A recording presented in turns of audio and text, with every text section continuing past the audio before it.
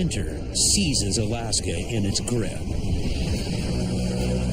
And Trooper Timothy Cronin gets a chilling call. Sounds like some sort of domestic violence situation involving a chainsaw where someone's been cut and it's losing blood. Stay troopers! There's blood everywhere. A dispatch deep into the wilderness has Howie Peterson fearing for his life. These guys don't get a lot of visitors ever. Hello? Anyone home? So I don't want to get shot. And when a criminal attacks one of their own, Trooper Ann Sears and the team must bring him to justice. These are very serious calls. I'm going to bring my gun. State trooper! You're under arrest. Let's get that cleared right from the start. This is Alaska's Wild Side. Knock it off. Now do not push away from the troopers. Got that? There's plenty of people every year that are killed by aggressive moose in the state.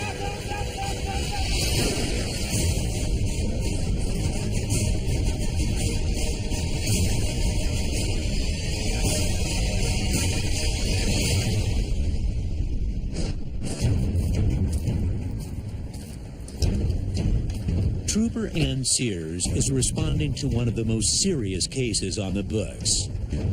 A crime against one of her own, a village public safety officer. VPSO Navarro was sitting right in the car when the suspect, broke the window and hit Navarro's arm, while he's sitting right in there. The VPSOs aren't armed. They're by themselves, basically. I have some serious concerns for his safety. I think there could be some retaliation. Stationed on the western edge of the state, she's flying from her post in Nome to the village of Golovan. And the weather up here can be unpredictable. The winters here are long. They started in about November, and it doesn't give up till about June. I mean, we're ice locked. It's a tough life out here. A couple of years ago, we had 2 people go through a hole in the ice. One of them, we were able to recover the body, and the other body we were never able to recover.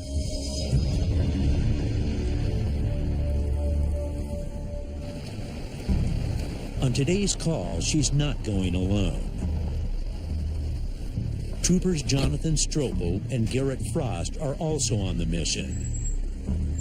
And Sears will need all the backup she can get, because the team must also stop for another suspect in a different village. In the other village in Stebbins, the suspect pointed a gun at his girlfriend's head. I think she escaped because he passed out from alcohol consumption. These are very serious calls. I'm going to bring my gun.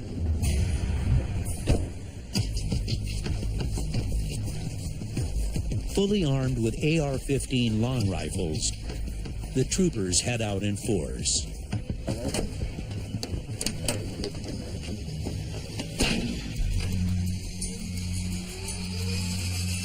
Typically, we're not hitting 2 villages in one shot, but when we get calls, and if they're serious, we need to go.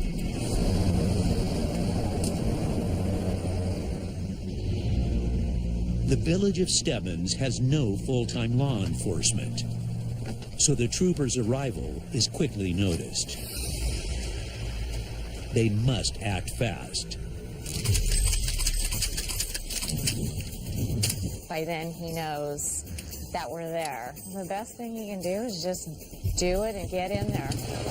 What he looks like? Well, we're hoping that he's still sleeping in bed, passed out. Worst case scenario, somebody getting hurt.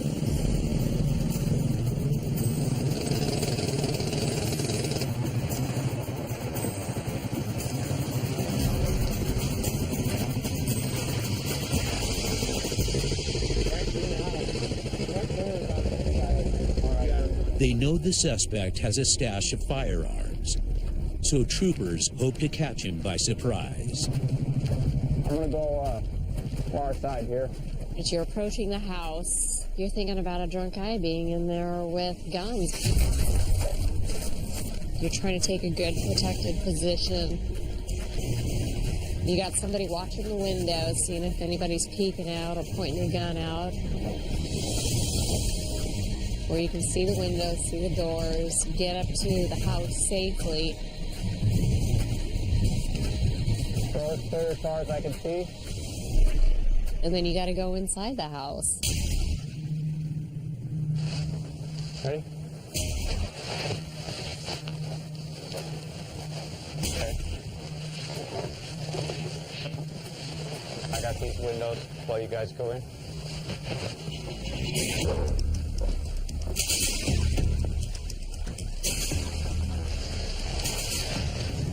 Okay, troopers. Hands. Don't move. Hands. Show me your Okay, empty just hands. hands. Don't be grabbing stuff without our Let me have permission. 'em. Let You're me under arrest for assault. We'll talk about that.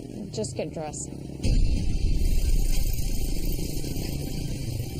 Why did you threaten your wife with a shotgun? I didn't threaten my wife with a shotgun. I would never do that to my wife. Do you remember picking up the couch and smashing her head under the couch? No, I didn't do that. I didn't never do that. Her face, she is beat horribly. She said, "You're for sure you're the one doing it." Do that to her. I mean, she says a lot of things in the heat of the moment that aren't true. Hey, can I see your take your gloves off real quick? Yeah, knuckle balls. Yeah.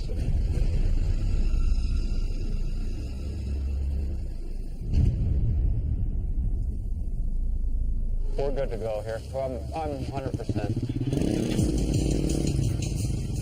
Let's go.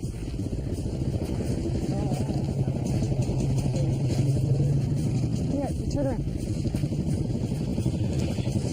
It's gonna get cold. You know, on any of my cases, whether it's a woman that's been assaulted, a child that's been assaulted, it's not my job to be emotional. But as another woman, yeah, it pisses me off. Deep in the Arctic, they must take this prisoner with them to their second dangerous call. The threat against the village public safety officer. Let's go. Let's go. But they must get there first, and with their prisoner on the small plane. Or right behind Ann, and I could sit right next to her.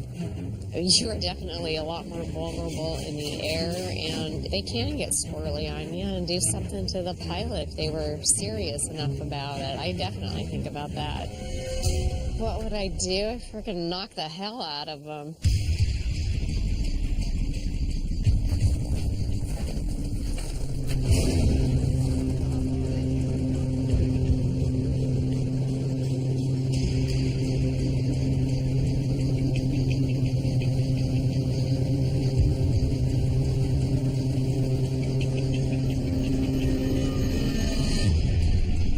They land safely in Gullivan, but a possible standoff awaits them. He threatened to shoot the VPSO. He's becoming kind of a big bootlegger. The VPSO had a confrontation with him, tried to get a big bag of bottles from him, ended up getting in a scuffling match. He's taking it way too far, so just need to kind of put a stop to it today.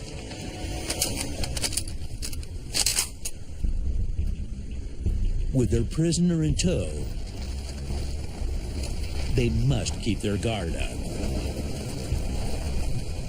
Is he at his house still, you think? Yeah. Well, let's get up there real quick and try to search this more. All right.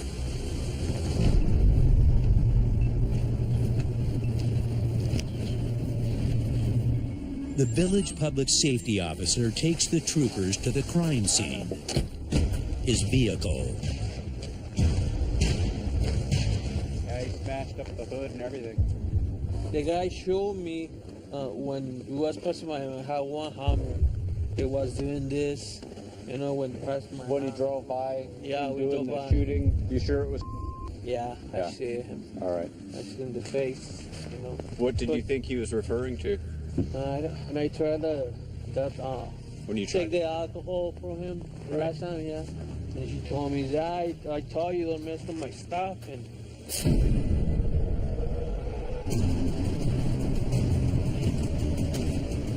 You know, his car windows were smashed out in the village. I think there could be some retaliation, and the VPSOs aren't armed. They're by themselves, basically. Which one is it, Julia? The one with the dish on the roof, Jonathan, between the two stacks. You know, there could be some action taken by the suspect, you know, further harm to property or even to his family.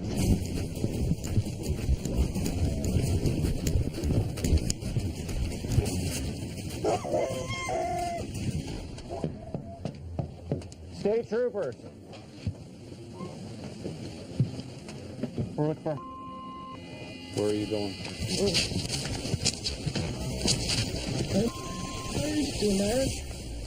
Hey, man. I didn't even do anything. Mom, get me juice. I'm real thirsty. Mom, I need my boots. I need my boots on. We'll get you some boots. Sit down right here. No. You're under arrest. Let's get that clear right from the start. Assault and criminal mischief. Come on down the stairs. Come on down.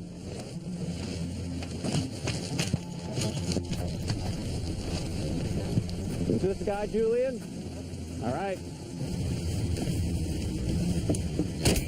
With both suspects in custody, it's time to head back to Nome.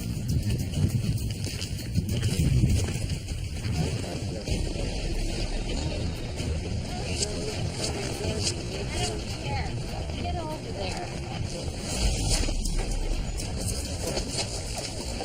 Knock it off. Knock it off. Do not push away from the troopers. Got that? Let me tell you something. You can't have attitude. Notice how the other prisoners being cool. I just wanted my dad to see me, that's all, man. You're gonna see me. Why do you have to? Ow, man, you're standing on my head. Ouch. Hey, Give me your hand. ow. All I did was go over there and tell him he needed to get back with the other prisoner. He couldn't be walking off. And he didn't like being told what to do by anybody. Trooper Sears says no, you gotta stay. He pushed her. He's testing boundaries. That could be another charge. We're not going to tolerate that kind of behavior. We know each other, how we're going to move, how we're going to react. Yeah, you do know that they have your back, and you can trust that they're going to make the right decisions, and that they trust you to make the right decisions, too.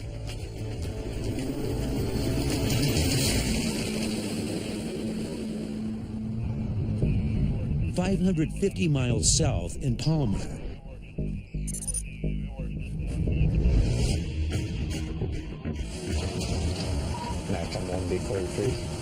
Trooper Timothy Cronin is on patrol when he receives a blood-chilling call.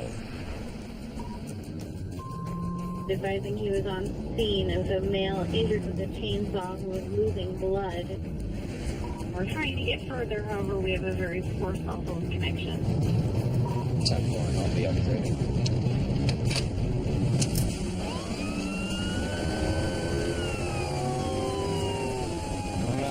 Sounds like some sort of domestic violence situation involving a chainsaw where someone's been cut and is losing blood.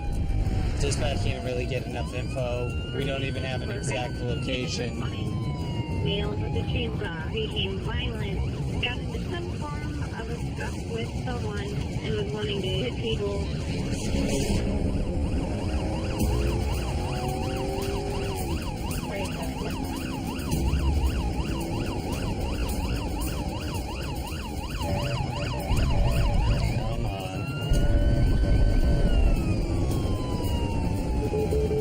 We've lost the connection with the female. We'll attempt to reconnect.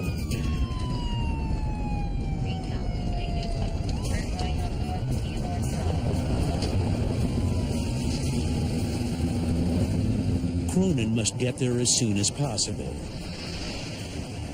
But this year's heavy snowfall has turned Palmer's back roads into a maze.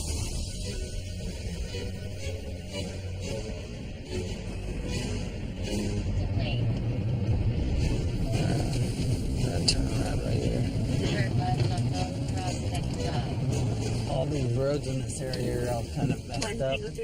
Back roads where nothing's signed and roads that your GPS tell you will connect don't. We're getting really poor directions on where it's actually at. So we're trying to figure it out. Units responding, the female stated that she did not want to be involved with the police in this instance, to tell troopers to be careful and has to. Person on the phone has left the scene, won't tell us where they are, won't tell us what they're driving, and won't give us any better information, so that doesn't really help us.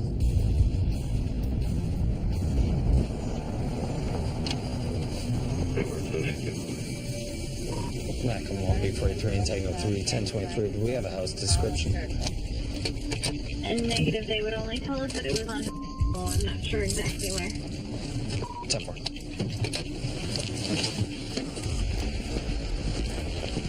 So all we know is there was some sort of argument and someone got cut with a chainsaw. Great.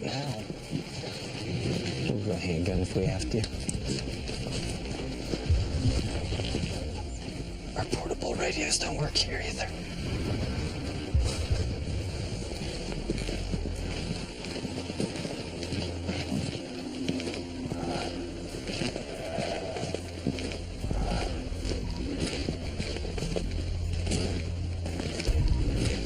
I hear something.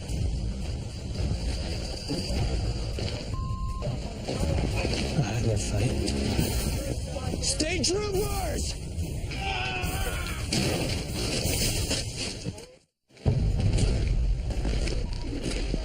I hear something.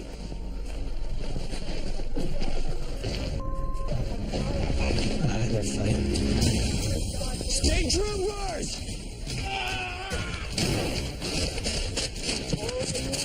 Stop fighting!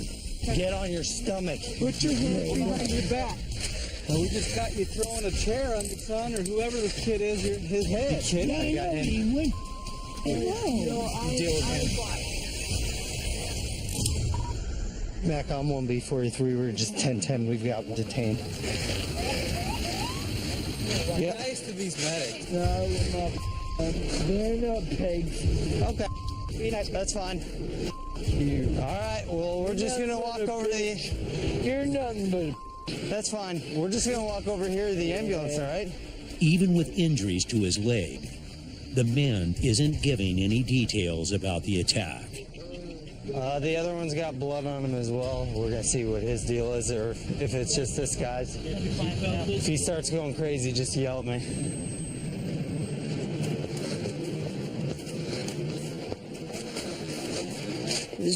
Don't do this. Come my crib, think they can make me mad. Stop moving around, okay? I don't trust you. I've already fought you once. I'm sorry, I don't want drug dealers in my crib. No, I understand that, but you know what? This is my crib. Did I do really something bad? did you do something bad? Well, right now you're detained because I saw you throw a chair at that other guy's head. Oh, because he went to... Just take me to... Walk this way. Let's go. Why can he go in my house and lock it up? Walk. They're taking my guns. They're stealing all these cops. These cops are Let's go. taking all my guns. Walk. Nobody took. No one took your guns. We're both here. We don't have your. Took my guns. Sit. Pigs. They're gonna me. 1830 F2. You gotta take photos of the house. There's blood everywhere. Inside too? Is it a chainsaw?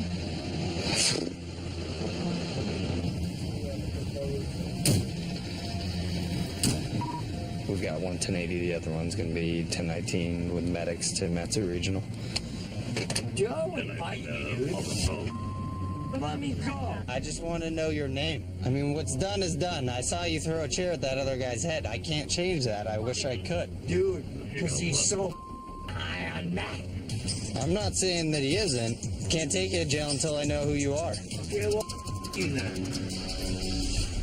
If these cops come back to my house, I'll kill them. That's a threat, too. What's that?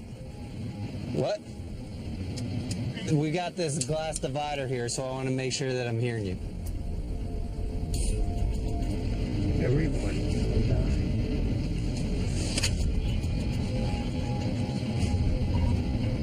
Confirm it's gonna be it. You then. When we initially came up around there, we actually saw him holding up this giant chair and throwing it down on someone else's head. That's the individual who was transported to the hospital with an injury apparently from some sort of chainsaw. So right now we're going to finish up our on-scene investigation. We've got a lot of blood all over the ground that we need to document, and then he's going to be booked in for an existing warrant he had, as well as felony assault in the 3rd degree. He does not seem to be a fan of the state troopers, at least not at this time.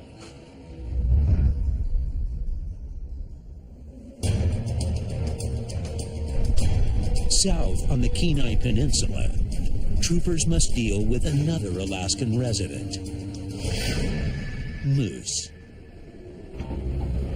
With the season's massive snowfall, these 1,000-pound animals have descended into the city limits in search of an easy food source. The snow's so deep right now that the moose are very irritated because they're having a hard time finding food. There's people every year that are injured and some even killed by aggressive moose in the state. We've got a man down here trying to go to his boiler outside. Evidently there's an aggressive moose outside that won't let him out. So we're going to go down and see what we can do to help get rid of the moose for him.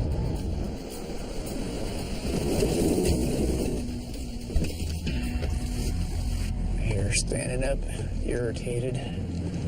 Moose can charge at 35 miles per hour, so this one poses a real threat.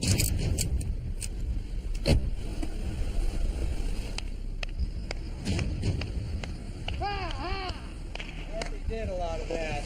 Didn't do any good. When I did it too much is when he charged me. All right.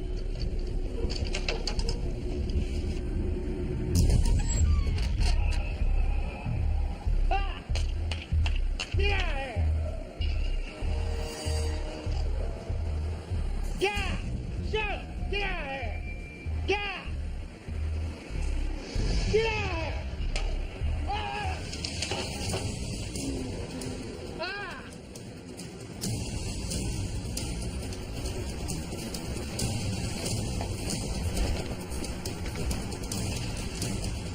Gah! Shoot! Gah! Shoot! Get out of here!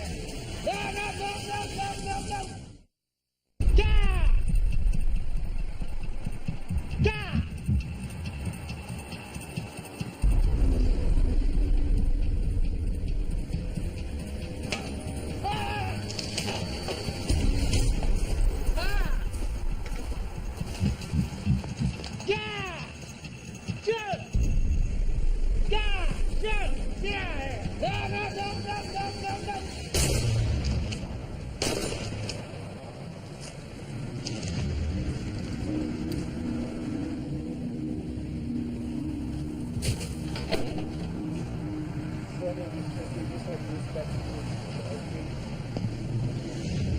Unfortunately, the moose charging wasn't stopping, so I had to dispatch the moose. Even though that wasn't a full-size animal, it still could definitely injure a person easily or possibly even kill them. But the moose won't go to waste. A charity arrives to collect the meat. A little aggressive, was he? They're awfully not. Yeah, this deep snow is just killing them. Well, I need to run, but thanks for coming out and helping us.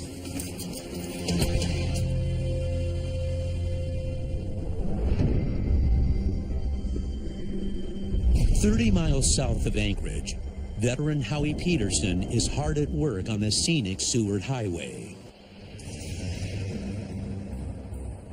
It'll be 10 years this year.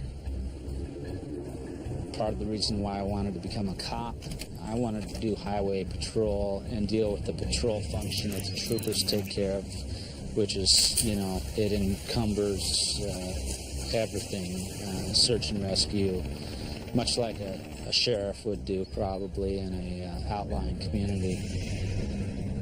He trained in the urban Matsu Valley, but moved south to Girdwood, where he usually patrols alone. Yeah, usually it's just me, you know, and that's the fun part of it, I guess.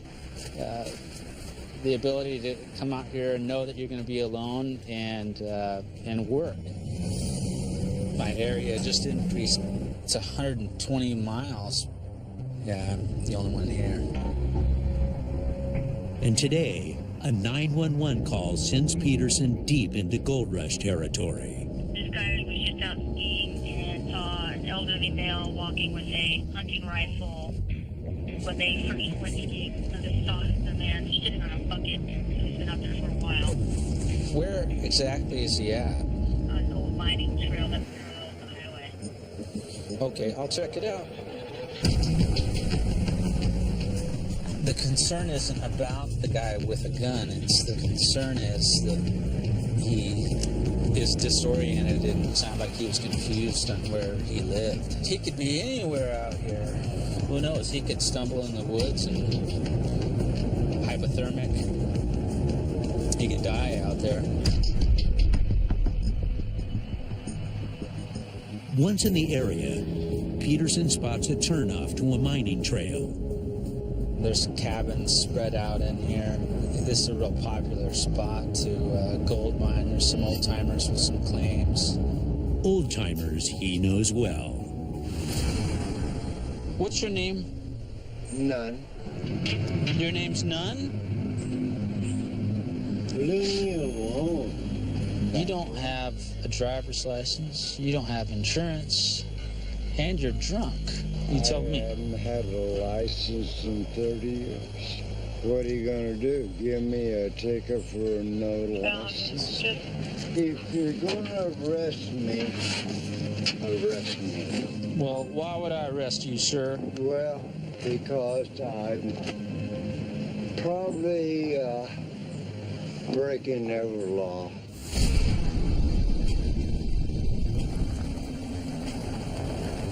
I see a bunch of trees. I pull out with a trail.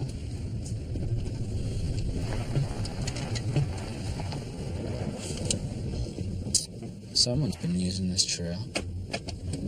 But in an area known for its reclusive residents, Peterson wants to make sure that he's not headed down the wrong path. Your guy with cabin fever doesn't interact with people and lives away from people on purpose. And I know I'm out there with no backup. Jerry, it's Peterson. That guy told you he was off the road, right? Yeah? Okay. When I talked to him last, he told me he was actually walking down the mining road. Oh, okay. Well, there is a mining road over here with a bucket. Maybe this is it. Okay. You guys want to go for a walk?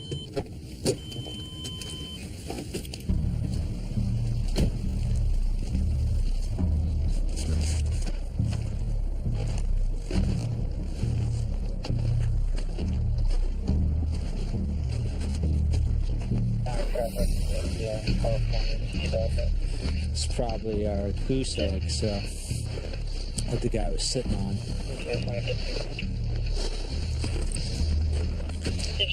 Tracks in, tracks out, so. 6913, S14, Hotwell, 2829 Golf, Foxtrot Romeo, 40. Kerosene. Let's walk down here a little bit and see what we find.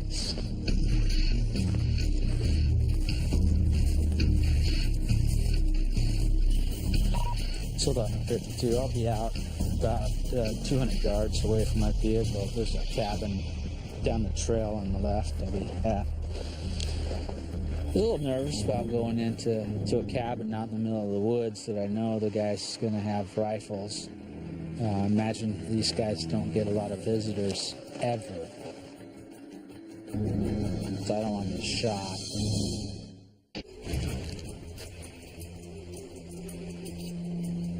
Now you might want to just do, stay back a little bit because you don't know what to expect with this thing.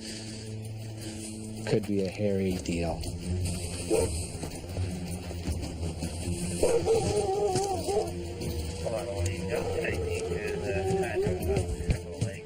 Hello? Anyone home? Imagine these guys don't get a lot of visitors ever. So I don't want to get shot. Hello?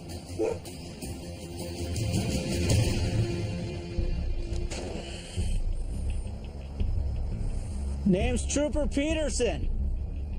Hey, how you doing? Just coming in doing a welfare check on people, making sure everyone was okay. Well, I've been here my whole life. Came to the door with a 15-inch knife and a rifle. So he obviously knows how to take care of himself. Why are you showing up in my house? Well, I told you, these two fellas came and they said they were concerned about some old timer that was sitting on a bucket. And does that ring a bell? Shut the door. All right. What was your date of birth? What are you doing? Well, I was just getting your date of birth. You have no reason to ask my ID. How you gave me? Because I have to get that information. Not. Well, my employers want me to get it. Okay, fair enough. You gold mine over here? Is that what you do for a living? Matter of fact, I mine a canyon. Okay, glad to hear it. Well, if you're okay, I'm okay with that. Have a good night. We'll see you down the road.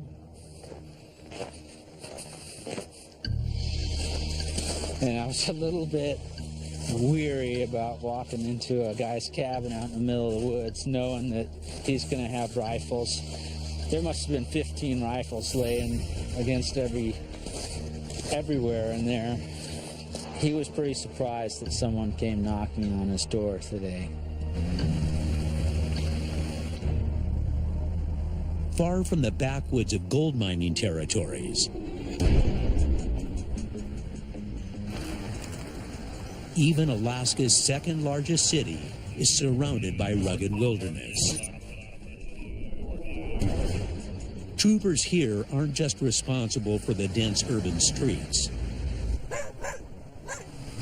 but also for over 20 isolated surrounding villages.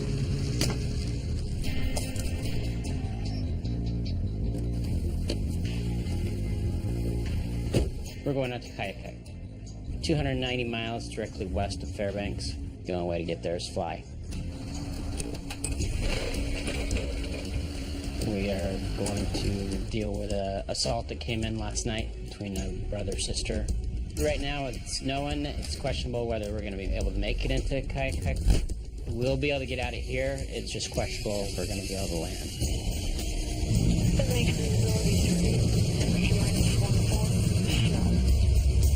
Charlie Echo understands clear to. Things changed quickly. We may just have a small window that we can get in and do what we need to do and then get back out.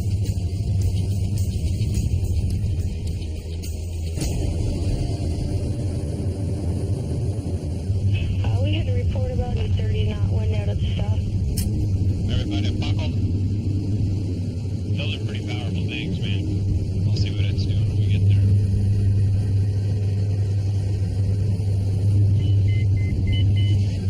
3 minutes for weight turbulence?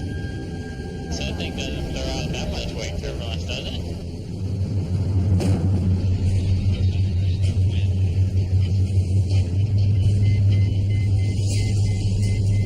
Yeah, I'll be slamming on the brakes here pretty hard, guys.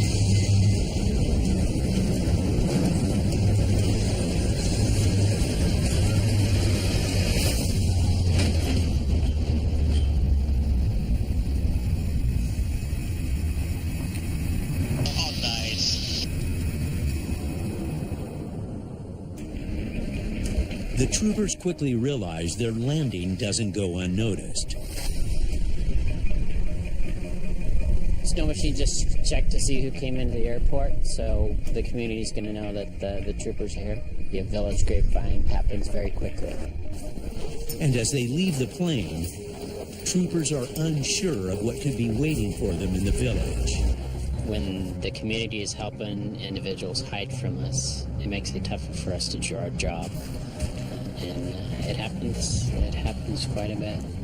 There's a few troublemakers that aren't real receptive, so I see it.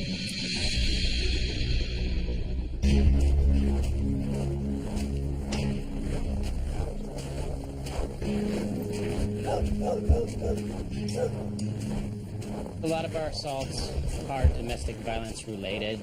Most of the people in these communities are related to each other. They live together, they have kids together, or they're family.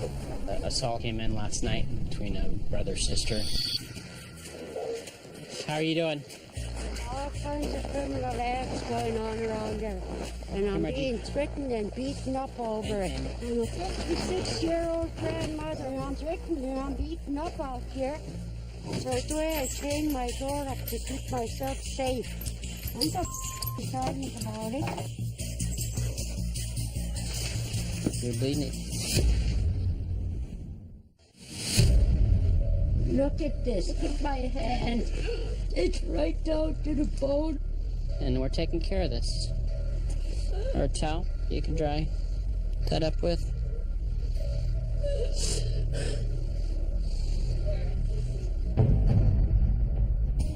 It's not all there, Nunley. You know it, I know it. And we're taking care of this. Crime has been committed and he's going to jail.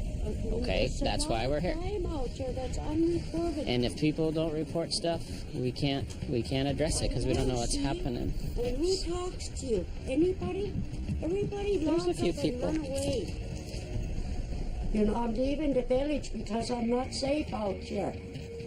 I'm getting threatened and beaten up out here. These are kids that are drunk and drugged out of their head. Look at this. Look at my hand. You're bleeding again. You try and get the community to hold them accountable. It is frustrating when nobody wants to get involved and help with that. Because being in a small community, they're worried about the backlash that's going to come out of them reporting it.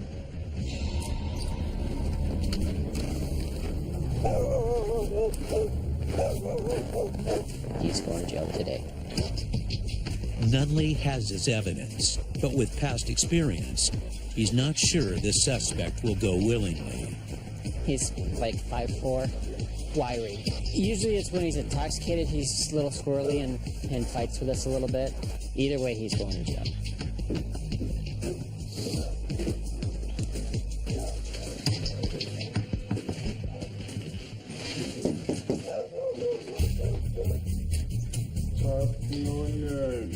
Coming down here to talk to you about what happened last night. That's not what I'm hearing. How many times did they tell you to leave the house? A couple, I guess. And you actually heard her trying to get back in her house. Getting so rude or getting so angry. Okay, well, you're under arrest for assault 4 and criminal trespass. We gonna have any problems today, Wayne? Things didn't go quite so well last time, remember? Alright. We'll just kind of head on towards the plane. They'll transport the suspect back to Fairbanks. Alcohol is the bigger issue. Alcohol is a major contributing factor to every crime we investigate. I mean, at least 95% of the crimes that we deal with, there's alcohol or drugs involved in it. Mostly alcohol. You gotta quit drinking, man. Not doing you any good.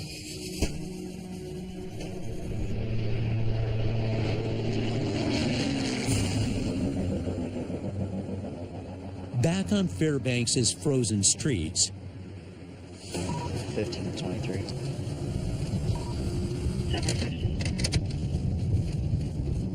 Right now it's about 45 below. The roads are a little bit slick. We have some pretty significant ice fog also right now, which makes visibility difficult. Trooper Lott spots an erratic driver on the icy roads. They're under the influence of something. 15, I'll be 1018 to 1450.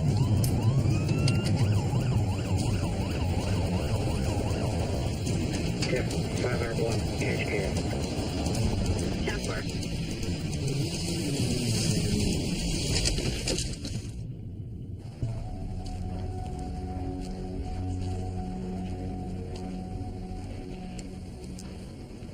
How you doing? How's it going? Trooper Lott. Reason why I stopped is you didn't stop for the stop sign back there coming on to Geist. You know what I'm talking about? No, I don't. You don't? So where are you guys going tonight? I was just gonna take her home and take these guys back to North Pole. You guys drinking tonight? I had it. No. Just smoking weed? No. Why does it smell like weed in here? He's sober and hasn't drinking. Your eyes are bloodshot. So I'm just curious, why does it smell like weed in here? Is there any weed in the car? No? Alright.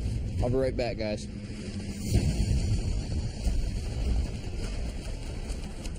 That's the IC-15. He runs the driver's license.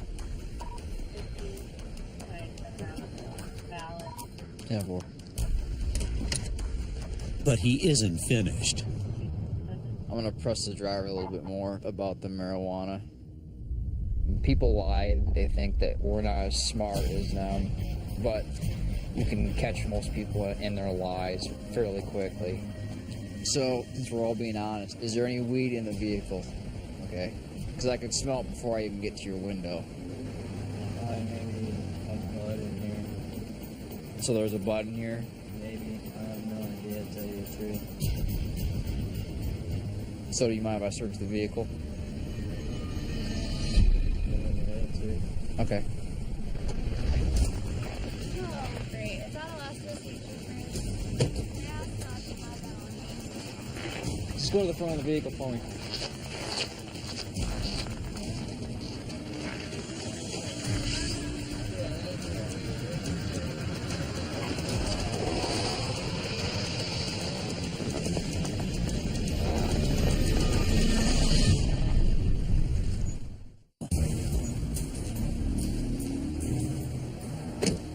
Alright, you guys get back in the vehicle. Hang tight for me though, okay, driver? Alright, so you had nothing to drink tonight at all? Yeah. Alright, so but you have had some marijuana obviously, right? Yeah, I smoked like maybe probably an hour ago. Okay. Can you take your half and put it on the top of your car for me?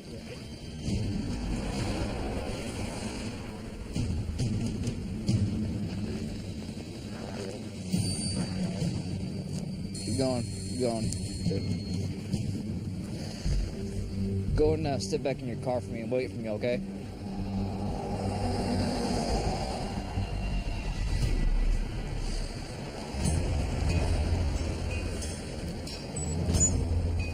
Here's the deal, okay? You can still receive a DUI for smoking weed and driving a vehicle, okay? It's not just limited to alcohol. But by my tests, okay, you're not impaired. However, okay, I found weed in your dashboard. I think you know that. Okay, well, whose weed is it? It's your vehicle, right? Yes. And there's weed in it.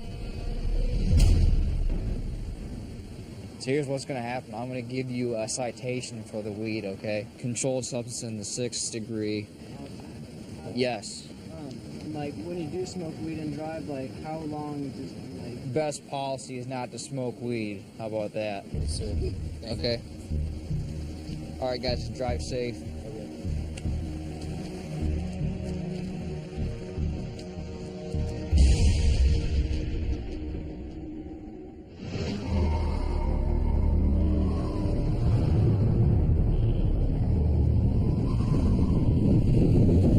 Back in the Arctic hub of Nome, Trooper Ann Sears prepares for a new case. I am packing up to go to the village of Brevik I had a complaint and actually a seizure by the VPSO of 5 bottles of alcohol. So I'm traveling there to do some follow-up. The biggest problem in the village, any village, is alcohol. It's 99.9% behind almost every complaint that we get. I don't know. If I knew why they drank as much as they did, I could solve a lot of problems.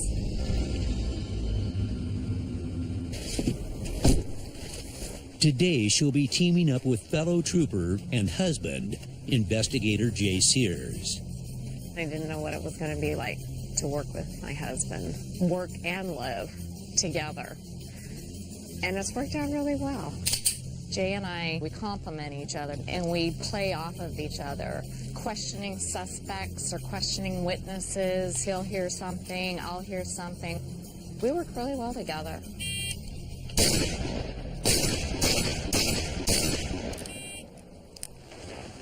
Today, the duo will fly 65 miles north of Nome to the remote village of Brevik Mission.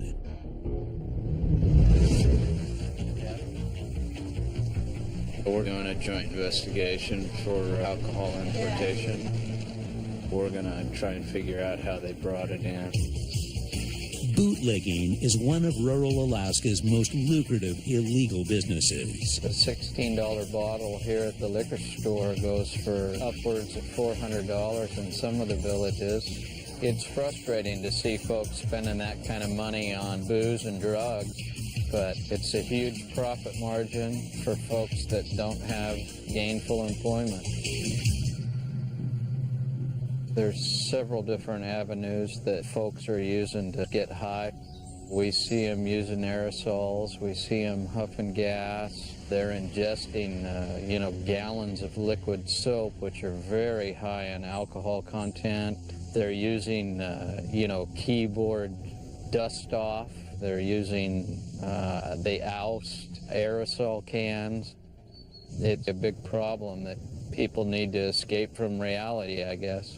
In Brevik Mission, Jay and Ann head first to document the evidence.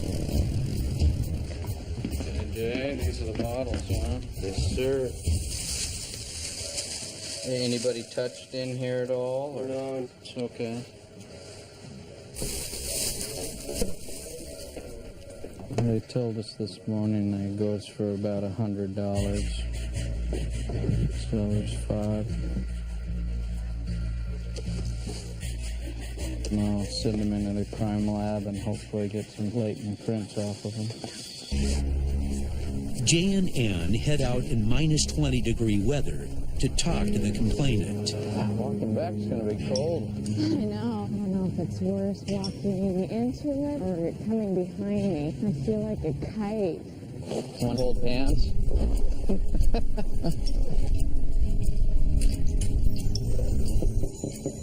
Can we come in? Oh, hey, how are you, sir?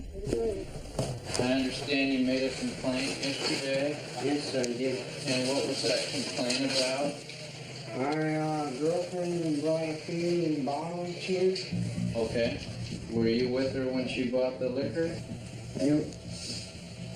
My girlfriend wanted to bring some in. So you knew it was illegal to bring them in, right? Yep. Can you cooperate with me today? Yeah, she should. Yeah, she did. I didn't have no money and no money for you. Well, I'm going to go talk to her and see what she's got to say, okay? Okay? Okay. Sound good? Oh, yeah. Okay? Yeah. Thanks. Bye, Ward.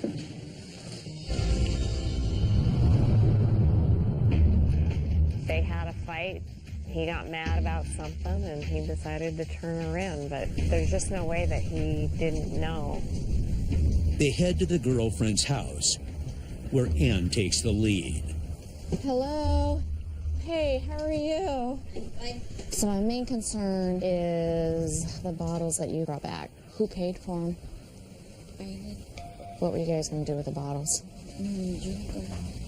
Okay. Basically for a birthday party, his birthday's tomorrow. And whose snow machine is it that you guys used? The snow machine. Ward's snow machine. You and Ward went into the liquor store together, so he knew that you were buying them and that you were bringing them back. The girlfriend's testimony confirms their suspicions. Yeah, I thought things weren't adding up, and so I wanted to interview him first. He lodged a complaint against his girlfriend, and the VPSO had told me that they had rode back together. All right, baby, I'm seizing that snow machine. You knew exactly what was going on. And they reconfront the boyfriend. Hey, it's Trooper Sears again. I got a little info. You're the one driving the snow machine. Are you saying the girlfriend brought him back, but it kind of sounds like you were bringing him back for your birthday, right?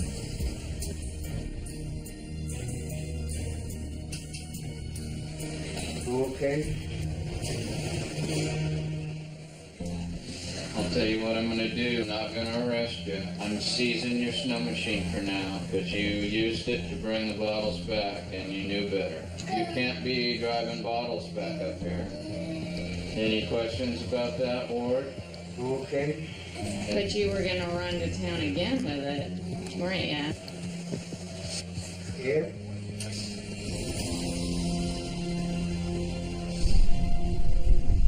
Snow machines are a lifeline in rural Alaska, but Jay knows seizing it is a necessary measure. It's his birthday, and he has already admitted that he was going to ride back in.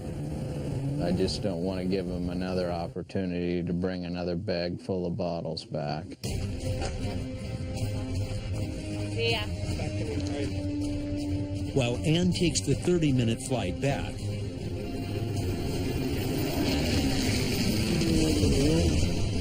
Jay takes hold of the snow machine and heads toward Nome.